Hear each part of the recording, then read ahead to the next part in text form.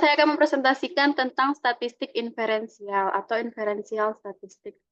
Nah, ada beberapa definisi menurut para ahli tentang statistik inferensial. Yang pertama eh, yaitu statistik yang merupakan penggunaan teknik probabilistik untuk menganalisis informasi sampel dari populasi tertentu.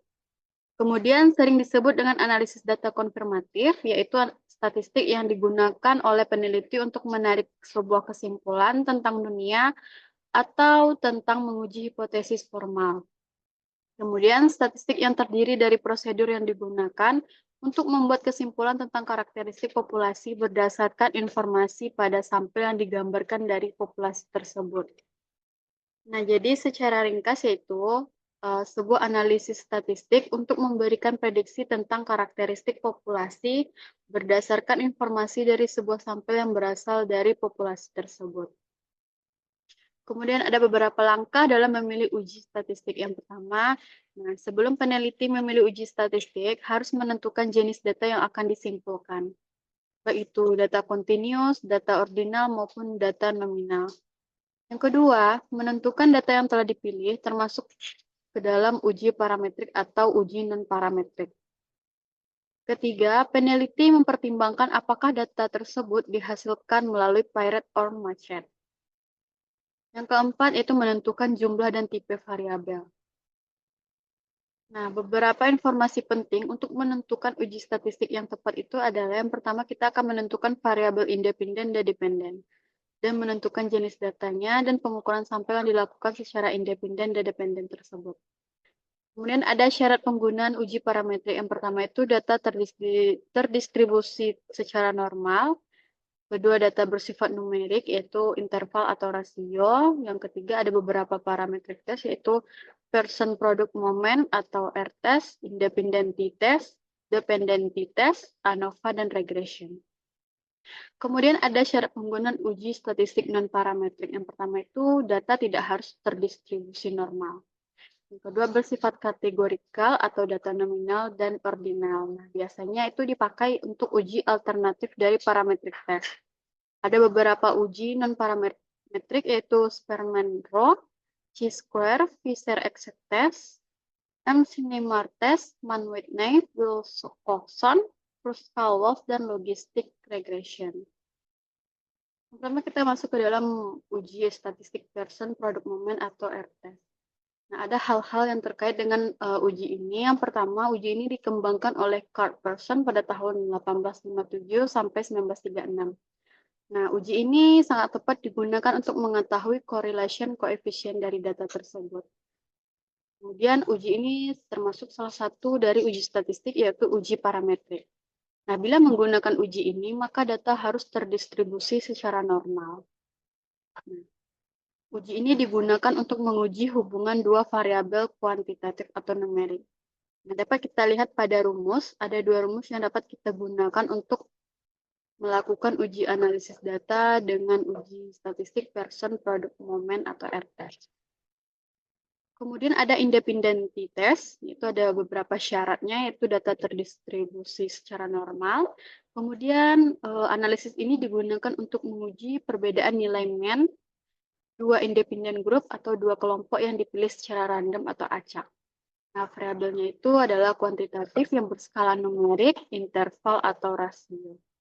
Nah, rumusnya ada di bawah ini, dapat kita lihat. Kemudian ada dependency test atau pirate test. Nah, ada beberapa syarat penggunaannya. Yang pertama itu data berdistribusi normal. Yang kedua ada berskala numerik, dan ketiga kedua kelompok dipilih secara random atau dipasangkan.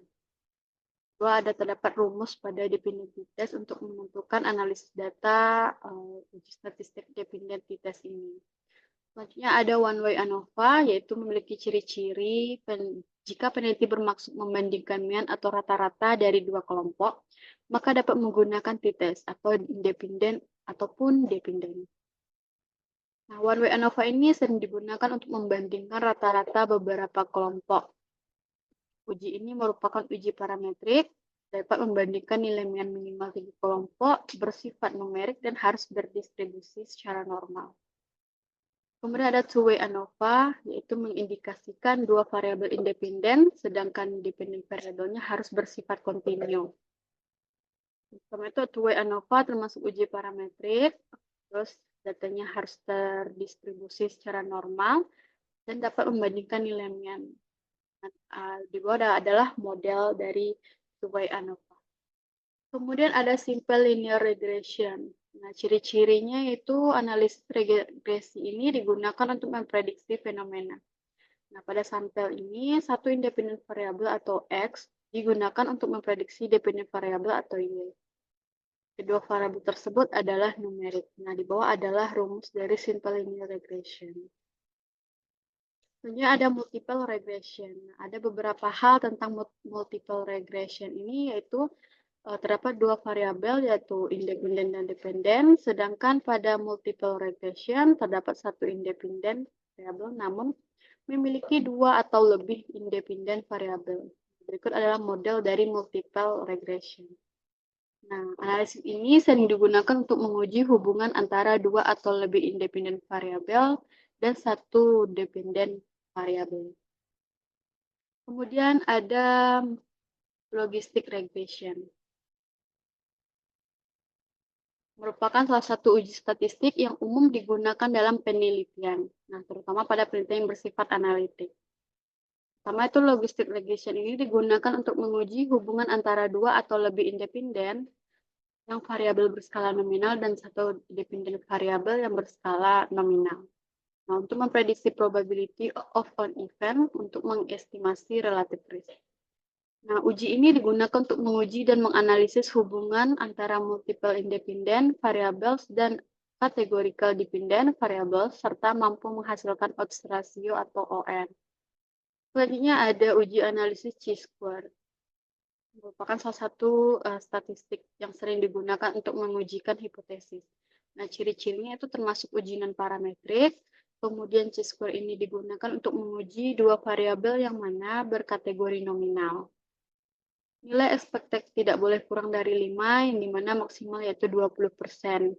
Bila nilai tidak terpenuhi, maka chi-square harus diganti dengan uji alternatif, yaitu Fisher-Escape test. Di samping adalah berupa rumus dari uji statistik chi-square.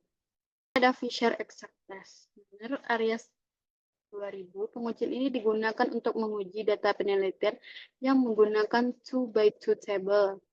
Juga untuk penelitian dengan subjek yang sedikit. Nah, ada beberapa penelitian lainnya juga menjelaskan yaitu dapat digunakan bila jumlah sampel kurang dari 30 atau frekuensi salah satu sel adalah 0. Berikut adalah rumus dari uji analisis Fisher-Escape test. Kemudian ada MC-Mars test, yaitu sering digunakan dalam penelitian uji hipotesis menggunakan analisis ini dengan penjelasan yaitu digunakan ketika kita memiliki data yang berpasangan dan variabelnya berskala nominal.